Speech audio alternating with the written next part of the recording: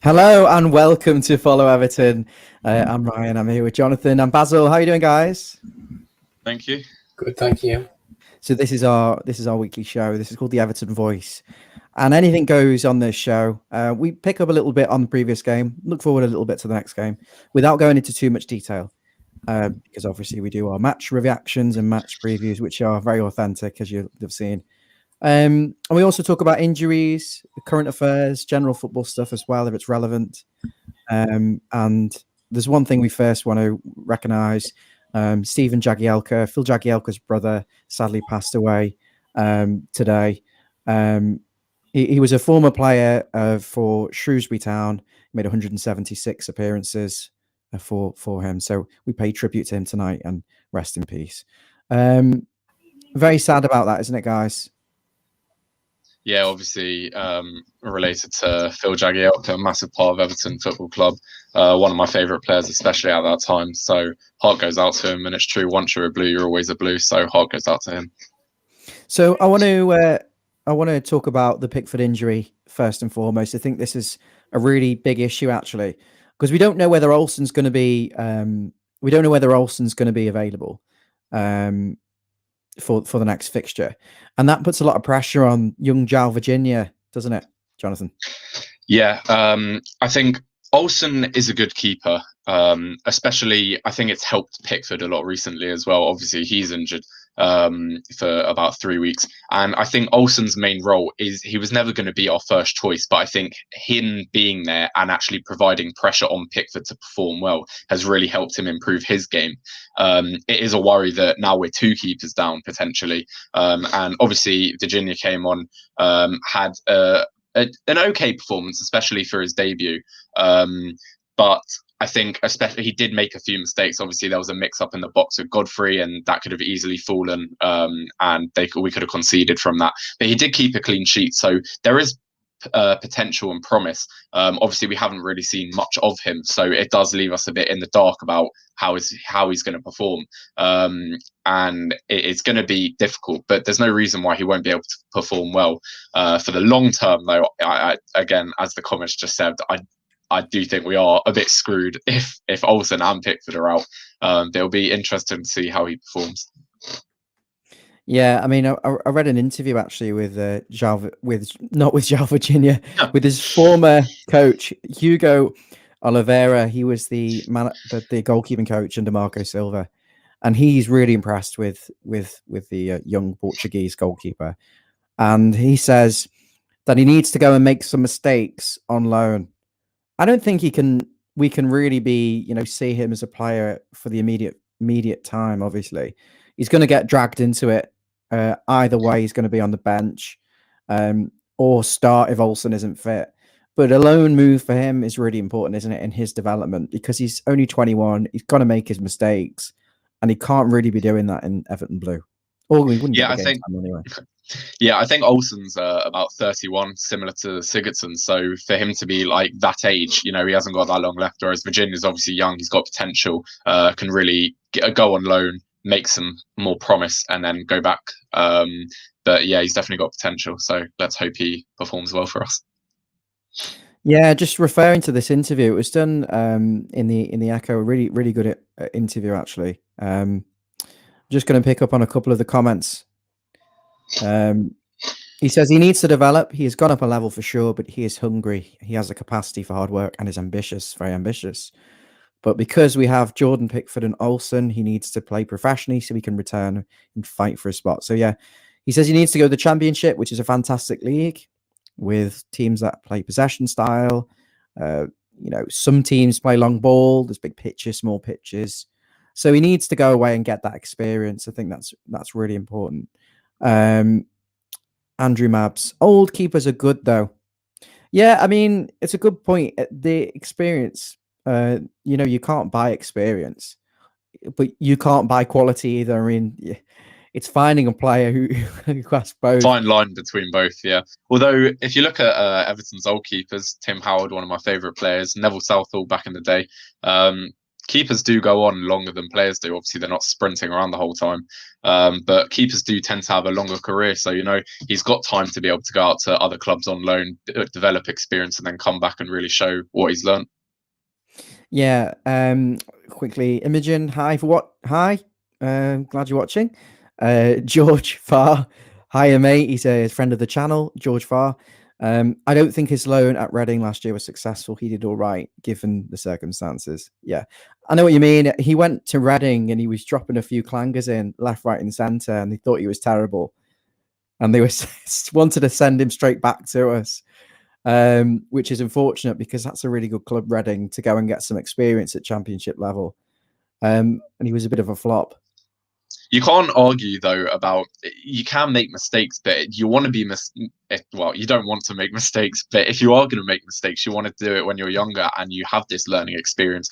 And if Pickford's dropping a few, then there's a few questions there. Obviously, like England #1, don't want him making mistakes, but obviously you learn from these mistakes and develop your game forward from it. So, you can't really judge too much over such a short length of time. You really need to develop your career over years and then come back and see the quality in the player.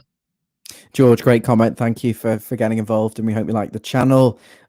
Quick note, we hit 200 subscribers on YouTube, which is not bad for 30 days. So if you're watching this on anywhere other than YouTube, go on there and search for Follow Everton, no spaces, and subscribe. We should have a custom URL tomorrow when the channel's 30 days old, which is long overdue. We'll make it easier for us to share. Congratulations, John. Thanks for all your help with the channel. Andy says, do we get rid of Pickford at the end of the season? Listen, I mean, he's come into a bit of good form.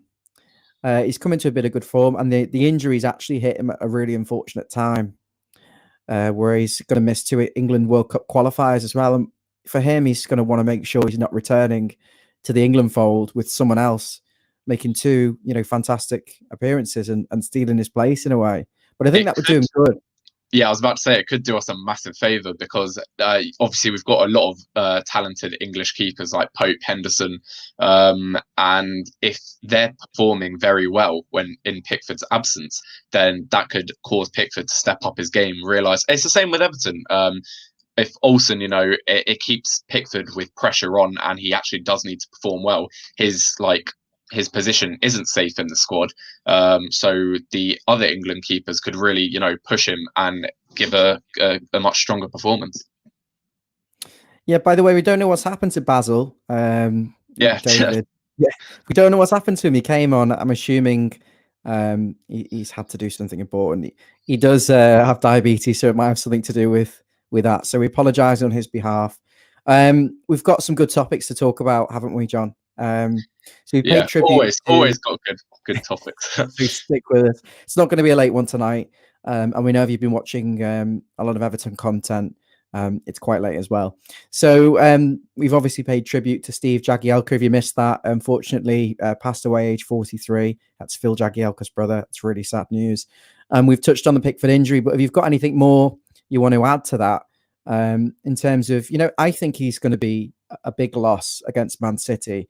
But actually, if we're going to play the low block and bring Mina back in, maybe having a tall keeper who can come and command his area and deal with the shots from outside the box a bit better could be a blessing in disguise. It's just whether he's going to be fit, and we'll have to wait and see, I suppose. He's been training, so why not?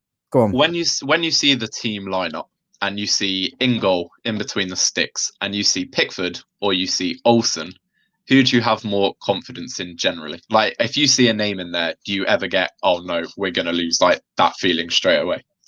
Thing is, John, mate, Pickford makes me nervous just because of his history and what I've seen of him, in derbies and just general games, pot shots going in, and I've slated him a lot, especially on Twitter, as being a bit of a clown. And I remember there was a video a few years ago of him at some sort of boxing thing, and he was joking around. I thought, this is a goalkeeper, you want a level-headed, calm goalkeeper, and that's what Olsen is. And I think with Olsen, you know what you're going to get, and he's not a top-level keeper. He's just a solid goalkeeper, and I think you know what you're going to get with him. So I think Pickford's got a lot more natural talent, and I think we've got to try and invest in him. If he comes back into the team in a couple of weeks and he makes a load more of howlers before the end of the season, I think we've got to look at trying to find the new number one, because you can't be held back by a goalkeeping position. I think What when do you it think? comes, I would say when it comes to basic, simple saves, I would trust Olsen a hell of a lot more than Pickford, because I've seen, again, as we all have, Pickford has made some absolute howlers like the Origi mistake, or just simple shots that have required a simple save and then have backfired and got in due to either bad positioning or just trying to make it look more spectacular when it needed to be, and then Or it's trying too hard. yeah. So I think as a simple save, I would trust Olsen more. But I have seen Pickford pull off some remarkable saves. So I think for the higher end shots, which are like, oh my god, that was incredible, I would trust Pickford more. But he needs to sort out his simple shit before he can actually pull off these Yeah. amazing saves. You need to run before you can walk, especially if you're in goal. So This is what I've I think always said, John, about Pickford. You know, he can pull off world class saves, and then he goes and does something stupid, and that's the infuriating thing. yeah, exactly. That's pretty much summed up. But I think Olsen was never hit for our number one spot. He was always here as a good backup, provide support or assistance. It's just come at a very unfortunate time that both of them could miss a game, but that's why you have a lengthy squad. But hopefully, I mean, Virginia, can pull off some good saves, prove that he deserves to be in the team, and Well, no, I hope he has nothing to do. well, that as well. Hiya, Dave. Hiya, Dave. You know what? You know Yeah. what I think we should be doing? I know, just talking about Man City very briefly in terms of the goalkeeping position. When I've seen Man City not play well, it's been because they've kind of had no space in behind. They've had no space between the lines. If we play two tight banks of four, you have your big keeper. So if they do cross it, someone who can come out and claim it, someone who can deal with any pot shots because he's bigger. You know, I think that's how you frustrate Man City. I think if we go and do a high line with the small keeper and all that and try and play a bit of football, we'll just lose like we did in that other game. So, yeah, I mean, I think in terms of the goalkeeping position, it might help us if we have Olsen over Pickford. Also, I think the presence in the box and the commanding your box is such a huge underrated thing. And if you've got a keeper such as Pickford who's smaller, people can tower over him, bully him a bit. Whereas if Olsen's in the box and he's running up to the ball, punching the ball out the air, and actually clearing it, it's a lot harder than you think to actually score. Makes me nervous. Yeah, exactly. So I think a bit of that and a bit of presence would actually go a long way. I obviously I've missed quite a bit. I apologize. Welcome back. Had something urgent to attend to. I know you picked up on the goalkeeping situation.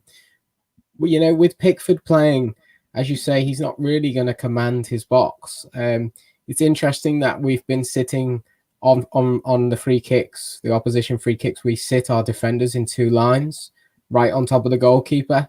I think that's a bit of a strange method because obviously Pickford's not going to claim it, and it just means he's crowded out by lots of players. I don't know what you think about that, the deep line. Yeah. I know it makes me quite nervous when we do that. I mean, if you've got your big, tall defenders who are going to head it away like Mina and Keane, then fantastic. We're not going to lose many in the air, especially if you've got a big keeper behind them as well who can actually see the ball. But when we do that, we got little Pickford in there, and he just makes me feel really nervous. I mean, I'm bringing in a friend of the channel here, George. I think we should keep Pickford unless Ancelotti can convince Donnarumma to sign for us on a free at the end of the season, which is more hope than expectation. If you're watching and can see the numbers have gone up to over 20, please stick with us. Donnarumma, he'd be a fantastic signing, wouldn't he? He's on a free transfer as well.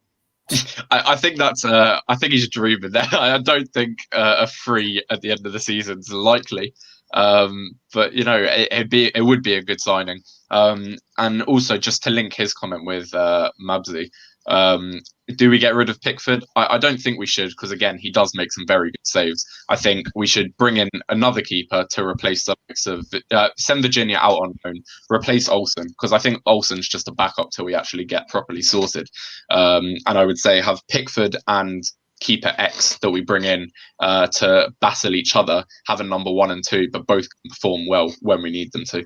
So, yeah, really interesting there. Let me know in the comments. Let us know.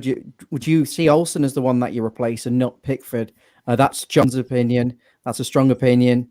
And I want to know if you agree with that. George again. I think Pickford's biggest problem is his concentration. That's fantastic. Yeah, I completely agree. He makes some very erratic decisions at times, but can pull off some great saves. He usually gets too involved with the Newcastle fan.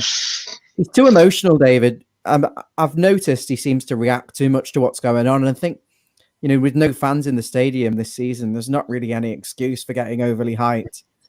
It's a surprise, isn't it, when he makes so many mistakes when there's no crowd or no other sources to distract him. The worst thing about it is he makes one mistake and then he just immediately makes a second or a third. Something so simple like letting the ball go out for a corner when it making saves he doesn't need to make. It leads to a goal. Like against Leicester, he made 3 consecutive mistakes in a row.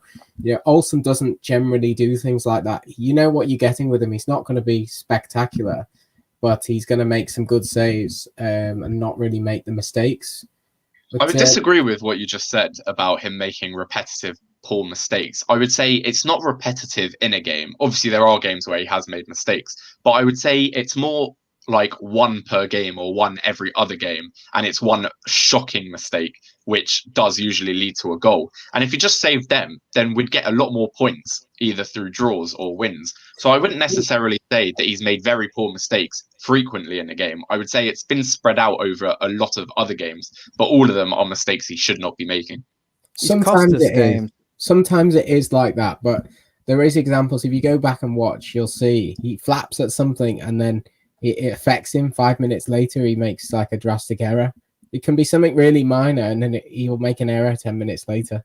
I've noticed as well when a cross comes in and he goes to punch the ball away, he'll either miss the punch and it will fall to an opposition player, or he'll just completely miss the ball and it will fall to another player. So again, it's just the level-headedness, the calmness.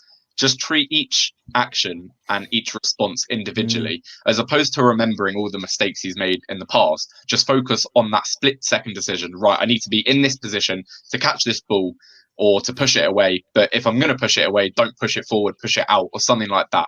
And I think he just needs to remain calm and level-headed, as opposed to be drastic and I think he costs us a lot of points more than he gains, which kind of winds me up. And your keeper should be the most reliable player on the pitch, the most calm player on the pitch. So when you've got one who's, letting it go through his hands, imagine if that, the Derby one where Henderson scored. No, I'm talking about the one where Henderson scored and it got ruled for offside. Imagine if that had gone in. Which one was that? I mean, it did go in, but it was ruled offside. The first time. Where the little tame shot from Henderson. And you're just thinking, I don't know whether a leopard can change his spots. And if he's got issues with his concentration, I'm not sure that's something you can really teach a 27-year-old goalkeeper. I think that's something you have or you don't have. If you're away with the fairies thinking about the fans in the stadium calling you a tit, then I wouldn't say it is that though, because obviously we haven't got fans in at the moment, and he's still making these same mistakes. If anything, it's more like they've become more frequent. So I don't think it's a last few games aside. We just want to say, obviously we don't want to be too harsh. He's played a lot better. Yeah, couldn't do anything about games on the weekend. Back into form recently. It's just there are simple mistakes which he does make, which obviously are infuriating, and a lot of them seem to be in like the 95th minute when there's only supposed to be like 92. For example, the other day when Godfrey kind of switched off and the ball went in. It's these last minute things like the Origi one. That's like the perfect pinnacle example, and it's very frustrating. So. But the thing is, he is a talented keeper. Like, he has made some spectacular saves. Obviously, he wouldn't be in the England squad as their number one if he didn't have this talent. It is just frustrating to see. So, enough on Pickford. It is an interesting debate. I'm sure it'll be raised many times. He's a bit of an enigma, but we'll get behind him as best as we can. Decore injury, though, is confirmed that he's going to miss 8 to 10 weeks. I think that's low. Yeah, it's massive. I mean, he's the one player I think we can't replace like for like in the squad. Even to some extent, James Rodriguez can be replaced with Sigurdsson. I mean, I know they're very different levels and quality and ability, but still, we've got another playmaker who can play. Whereas I don't think we've got another sort of box-to-box, energetic, athletic, dynamic midfielder. And he actually does a lot of the link play as well. Yeah, I would agree with that. And obviously, comments, let us know what you think as well. But I think with just on what you said with Sigurdsson and James, obviously, I think James is the better option. And if he is available, we should start him. But if we don't have him or he can't start, I think Sigurdsson still provides what we need, just to maybe a lower quality. Although he does have some banging games. But yeah, with Decore, I think he knows where to be on the pitch, which means he has a huge role to play in either defensive work or also attacking work. Whereas I think with Allen and Davies or Gomez, who is very, very defensive, I think most balls will be going backwards or being a slower developing play. Whereas Decore, if you see him when he turns his engines on, he's off like a shot. And he does contribute to quite a lot of the forward play as well as defensive. So I really don't think we have another player that suits his technique or ability in playing like forward and backwards as well. So I think it's a huge blow to us, and especially for that length of time. I'm gonna bring Basil in on this. Dave, you with me? Decore, I mean, how do we replace him? Because it seems to be trying to find someone, and they're all kind of about the same. It's like picking the best of a bad bunch in there. We can't replace him. Let's be honest. We don't have somebody like for like in the squad. The closest thing I would say is Jean-Philippe Gabambi. No, who's that? We haven't even seen him. So I could not comment on how he plays. I literally can't remember who he even looks like. So I think we're going to have to move forward. We're going to have to change the system slightly. We're going to have to adapt our tactics because it's not going to work. We're trying to play somebody in the Decore role. We saw it against, I can't even remember, who did we play that we were awful the other day? Burnley. The last 3 weeks. Name anyone. We're always awful in one way or another. Tom Davies tried to do the role, but he's not Decore. He didn't have a bad game, but he's not Decore. So what about Davis sitting and then just let Allen get up and down then? Because apparently he's got an engine on him and he can do a bit more on the ball. I'd play them both sitting. Just sit, but then you've got no wingers, so there's no width. I mean, I'm going to bring follow Everton. Oh, the legend, the man, the myth, the legend. Nod if he's waiting in the queue like a kid waiting for his McDonald's in the drive-through. Nod if you're ready, or give me the thumbs up. He wants to come in. Hi. Here he is. Sorry. Hey, you're right there, Mabsy. You're right, mate. All right, Mabsy. Well, good, thank you. Thanks for coming on. I wasn't expecting you in. No, I just hadn't been queue, so come back. So can we change the angle on your camera? Bring it down a bit. I was Let's see your beautiful face. We accept Andy for. Oh, I love the kit. That's fantastic, Mr. Mabs. Okay, I'm going to bring you in. Great to have you on here. Straight away, pick up on the comment. Decore. With Decore, we're Mr. Decore. Well, yeah, absolutely. And we need to say you can see that in the Burnley game. That's that was it. He was missing. We were missing him so much in that game. You could just tell he wasn't there. So what do we do? How do we change? Do we have to rip things up and kind of start again to accommodate his loss? Yeah, absolutely. Because he can't play the same system without him. I would say that we need to, instead of try and find a player to replace him, I think, again, we need to change up the system. Instead of finding a player to replace it, replace the system. So what I mean is find a different way to play. So as you just said, either have Allen going forward and Davies sitting back. But I think, again, the reason why it works so well with Decore is he would be able to go forward and would still have a solid defensive line. Whereas I feel he like can get back. That's what I like. Yeah, about exactly. him. Whereas I feel like if Allen's going forward, he's not exactly the quickest player. So if he is going forward, I would not trust Davies to be left on his own at the back, because it might make like rash decisions and then get bookings. And I wouldn't trust him on his own. Whereas if we have Allen and Davies next to each other, or Allen and Gomez, and then still have Decore pushing forward and getting back, it's a much different level of play. So I think we need to address that in a different way as opposed to just filling in his position, because no one will meet his quality. Right, I'm gonna interrogate Mr. Mabs because he's not been on a couple of the recent videos, so I want to pick his brains straight away. I want to ask you about the stadium. So the government have asked for more time. What do you make of this? Do you think there's any concern? No, I don't think there's any concern. I think I was gutted reading it yesterday morning. I thought it was just going to go straight through. Obviously, I think what's happened is that this bloody coal mine, and I know we keep harping on about it, but with all this bloody, because they approved it twice and now they've called it in. Now, I think what they're going to do is they're going to have a look at this, and they can't make it a rash decision. So, I mean, from what Everton and the council said in their statement, it said that they're not surprised by this because of COVID, and the government are aware that Everton want to get on and go and get there. I don't think it's going to be a big issue. I don't think it's going to get. I hope they still don't think it's going to get called in. I think they do need a little bit more time, which is annoying. I'm not going to lie and say. Not going to lie and say it's not, because obviously everyone's just getting frustrated, and then you get those dirty cop-outs, just going on, saying, "Oh, it's not happening," and it's that you just want to smush it in the faces and it's like, yes, it fucking is. It is going ahead. There's no doubt in my mind. If it gets called in, it will go ahead. It's just delaying it and just getting them little ball more and more at you, and I just can't wait for that day when actually Everton get the final approval and get the diggers in straight away, and it's a big FU to them.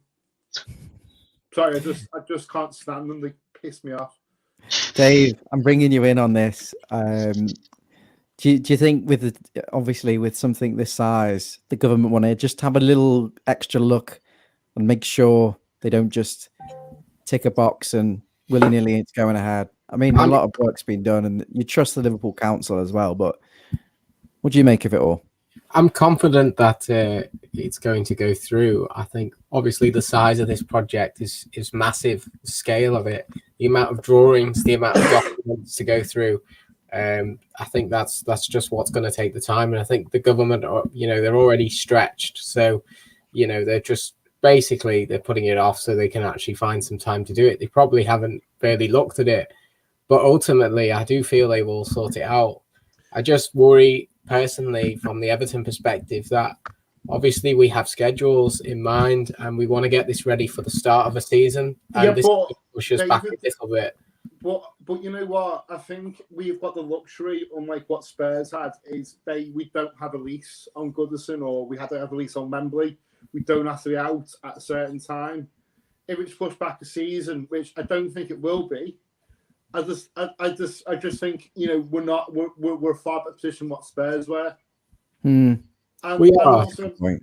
And I think another point is as well that obviously they've got historic England. The government have got historic England breathing down the neck, saying a derelict dock's going to ruin the heritage of our city. It's not, and I think they've got to make sure that it is cast iron.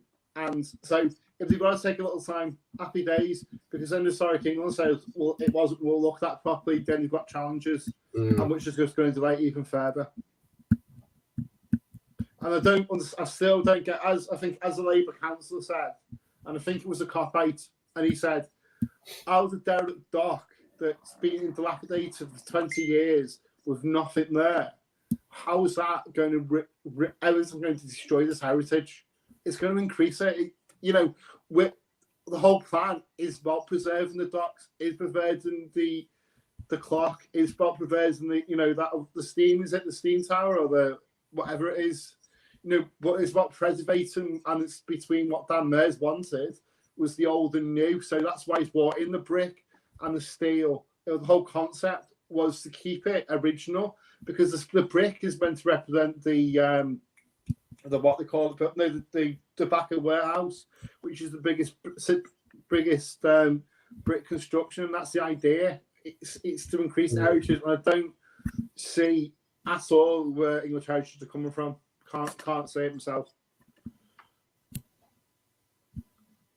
Dave, do you want to bring in this comment from George? From my experience of working from home in local government this last year, the amount of planning documents to review, it's a big task and important to be done by central government properly. Yeah. So fair enough comment. Yeah, and George, it's got to be done properly, because no one then can say it was corrupt. It was illegal or whatever. And again, it stops the challenges. So if the government take a little longer, then you know what, it's gutting, but it's going to happen, and I think it will get approved soon. Yeah, I'd agree. I'd say that there's no actual valid reason why it shouldn't go through. It would do so much for the area, so much for economical reasons as well. And the fact that the stadium is so well thought and the design is incredible, not only from a football perspective, bit max capacity, and you know what, it'll just be all seats, get all the money, and it's not designed like that. It's designed in a way to restore and maintain its historical presence. And I really don't see any arguments as to why we shouldn't, like, the build shouldn't go ahead. So it might take a little longer. Obviously, it is a big task, and it does need to be carefully looked over. But again, I don't see any reason why it shouldn't go ahead. So if it does take a bit longer, then so be it. But I am very strongly confident that it will go ahead. We have to be patient because, you know, we've got to give. It's been 25 years, Dave, and we can wait a few months, can't we? We've got to be patient because it's one of the hiccup, it's one of the last hiccup that we have in this project. You know, the whole process is probably not going to go plain sailing. You know, we're going to have problems probably when we're dealing with the dock, you know, keeping existing dock walls and stuff. So, you know, time scales, you know, they're there for planning, but we have to be really patient. This is a few years away at least. So. Yeah, and there's going to be snags in the road. And again, I think what I've just said about the Spurs is that they were, you know, they rushed their statement. It wasn't done. And they just looked like, and they changed halfway through. I don't see that happening with Everton. I think if we're not ready by the 24-25 season, we'll wait till next. We can wait.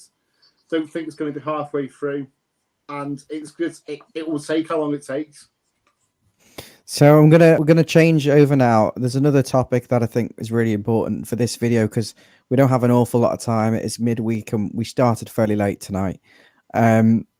This is the woeful home form of Everton, and I'm going to bring John in on this. I don't know whether you've got the stream from before. This is really important. If you don't know if you can see this, but this is a comparison table of Everton's home and away form. And if you look, Man City and predictably, you know, first and second in the tables. Everton's away form fourth. They've won 9 games and lost 3. If you look at the home form, lost 7 games at home. That's half of the games you've played. And the goal difference is in the minus. So, I mean, I'm going to bring each of you in on this. I'm going to start with Dave at the top. Dave, you made a point that the statistics actually between the games, there isn't really much between them, home and away, but the results obviously are very contrasting. Yeah, I did have a look at the statistics in a bit more depth earlier, and it's really interesting. For example, tackles we've made at home per game on average 16.8. You look at the away form, tackles, Everton 16.7. Yeah, it's actually dropped per game. We've had less tackles on average away from home, and we're getting better results. So it's not actually the individual stats don't seem to actually change between home and away. What about the shots? Shots this is per game. See if I scroll. Away from home is 12.4, and at home is 13.7. We're actually having more shots at home. I mean, if that tells you one thing, doesn't it? That we're actually going for the game a bit more at home. We're having more control, more shots, and we're getting done on the counter and in transition, which is actually what we're trying to do to the other teams away from home. So we're getting done on individual errors and bad luck. Well, I think we've proved we can't really play that well when we try and take the game to an opposition. But you've proven that we're not changing too much, you know, the statistics. We're still having the same amount of shots. We're having a little bit more shots per game. We're actually having more tackles at home on average. I know it's only slightly, but we're taking the game to the opposition a little bit more. I'm actually being hurt by doing that. We're losing the ball. We're making mistakes. We're leaving ourselves a little bit more exposed. We're not concentrating in the same way, and it's having an impact overall on the results. John, I'm moving you to the top now. If you look here, oh, go on. Sorry. Would you think teams are changing the way they play against us at home, and they're having a real go at us? I think it's also a mentality thing, and if you look at the table and you see that a top team who is doing so poorly at home, and you're saying that we can really give them a hard time here. It's just that mental barrier you need to overcome. And for Everton, if it's like, oh well, we've done so poorly at home, again, it's going back to when we used to go to Anfield and play in the derby, or go to Stamford Bridge, and it's like, our record is so poor here that we need to, we haven't really got a fighting chance. And then if other teams come towards Goodison Park and they're saying, Everton, they're really underperforming here. If we look at why they're performing this way, we need to utilize that. Then it's just giving them the added advantage. So I think we just need to forget the recent poor form and just focus individually, game by game. Obviously, when fans come in, it will really improve, the atmosphere, and it hopefully will get us going back again. It's just very disappointing to see when we're doing so well away that it can't be matched by such a terrific home run. It is frustrating. John, I want you to scroll down before I bring Andy in, because Andy, the reason I've not asked you is because you're not visible at this moment. So I'm going to drag you up and get your opinion. Sorry about that. Actually, just show us down the distribution that we saw before. Now, are there any other teams? This is for you, Mabs. Dragging you right to the top now, mate. The distribution of Everton, if you look, it's 63% of their points away from home, 37 at home. Look at Fulham. Look at Brighton. Mm-hmm. Do you read anything by this? Because teams like Chelsea seem to be doing the same home and away. Arsenal showing a bit of consistency. You know what it is, though? And I'm not going to be a cop-out and say it's because we haven't got the fans, but it is. It is because, I don't think that it's marginal home and away form this season. It's a marginal difference between, if you look at our away form, when we have fans in, how many games did we win? We went one season, wasn't long ago, without winning one. You know what I mean? It's because but why Everton? Why are Everton missing the fans so much, Andy? Because I look at this and I think Liverpool are just as shit at home as they are away, 50%. I think they've just gone above us now. I don't know, but I think it's a weird season. I just think, but if you've got that roaring crowd at Goodison, you know what it's like. You know what I mean? You sit behind me. You know what I mean? But you can't have your cake and eat it. You can't, and unfortunately, as I've just said, I think it's this season, what we get over it. I think we'll make Europa League, and I'll be happy with that. But I think you can't look into the statistics as much as other seasons because of the fact that no one's got fans, so no one's got a real home advantage. The only home advantage really is the Did anyone just see that, by the way? Well, No.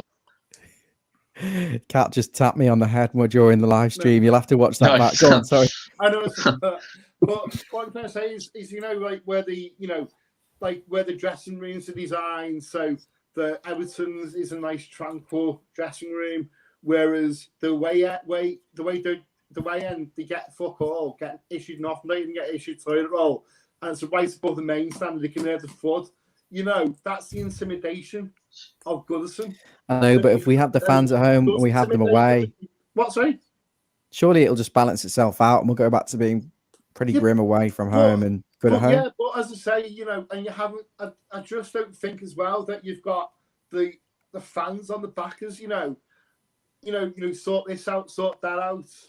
I mean, it's special. It's close in. The players can hear it, and they get much more energy from the fans as well as what we do. This table here very quickly. John. Go on. Okay. On this, it shows the home advantage just here, whether it's positive or negative. And if you actually look at Everton, it's saying that we've got the biggest home disadvantage out of anyone in the league. move that over. Is that the Goodison anxiety? That's what I want to know. Yeah, and maybe this is something we have to come over. And as this box here just keeps building, it gets worse and worse. Because as David said before, it's not really the stats which are letting us down. So the actual performance is bad, but I think there's a mentality boulder, if you will, in the way, which is just really slowing down our performances and causing errors. Again, when fan comes in, it's the atmosphere that you feel, and it makes you want to be a part of it. So obviously when fans do come back in, and I'm not saying it's the fans' fault because obviously we can't do anything, but I think this is a massive indicator to show that we do have issues and we need to sort them out. If you look, everyone's not got that like massive home advantage or that, you know what I mean? It's not.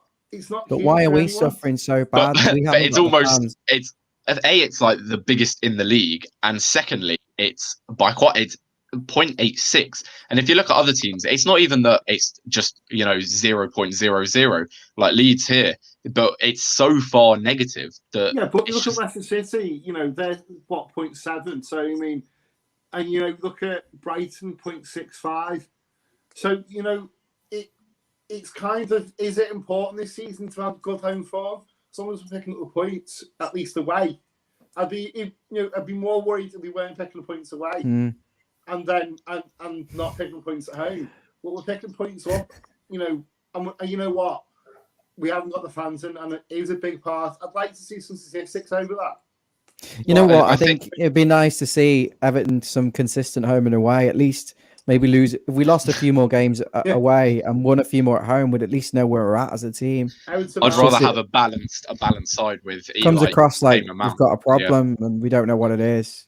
I think this is more of a it's more of a consistency issue overall. It's the 12th man not being on the backs, not getting on the backs as the way the good old faithful Goodison crowd do. The support, but also, I think one of the Everton season tickets campaign with Kevin Sheedy. I think they went when you're behind, there's no better team, and then when you're winning, there's no better team, no better place to be than Goodison for that.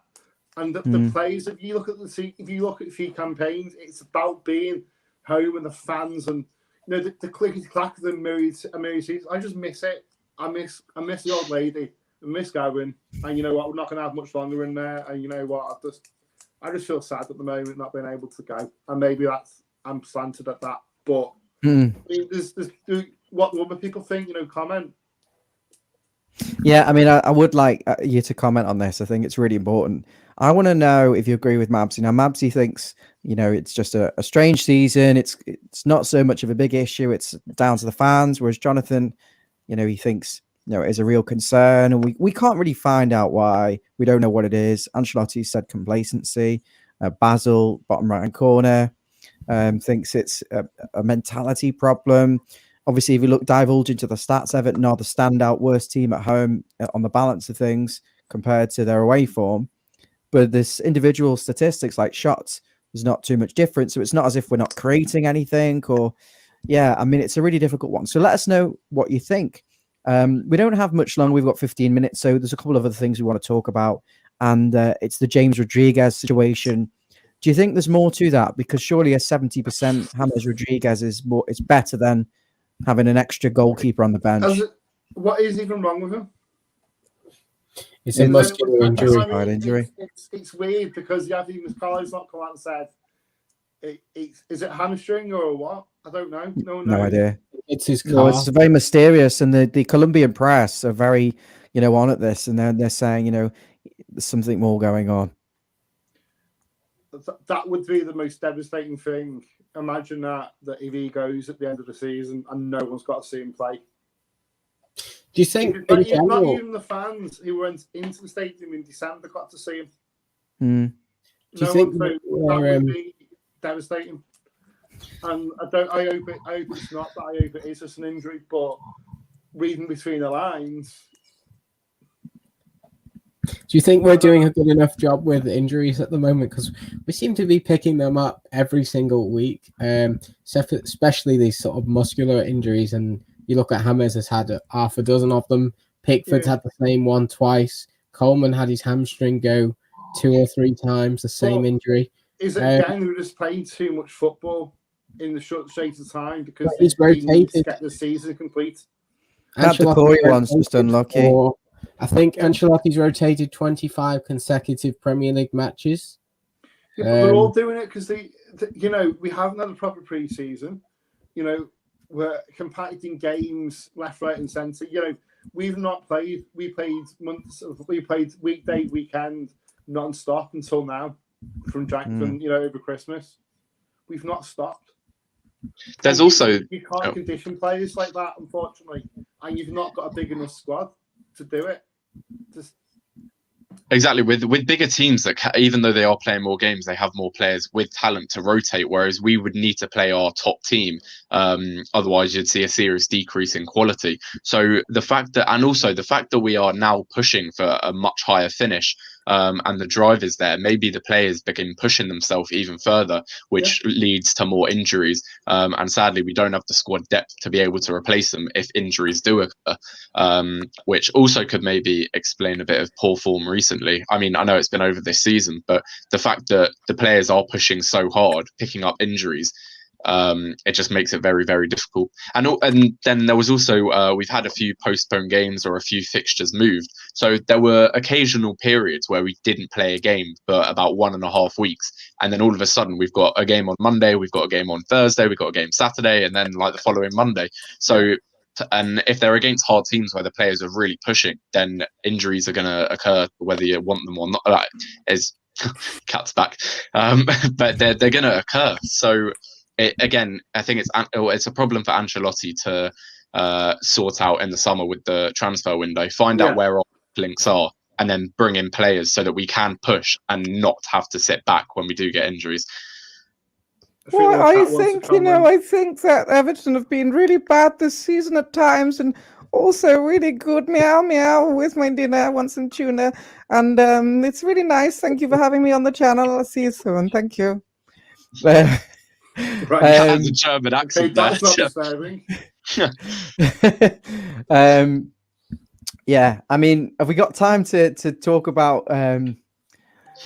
I was just thinking then. I mean, there's some good topics that we've been asked to discuss. Are the youth team producing enough players? Tom Davis, the only one who's come through in years. I don't know whether we saved that for another video. And is VAR ruining football? Was something we've been asked. Which, I think we should save VAR for another video. That is not a 10-minute discussion. We'll be on there a little while. But have you got anything you want to bring to the table before we wrap up? No. I think we've got what's coming up as in schedule wise. The Man City game.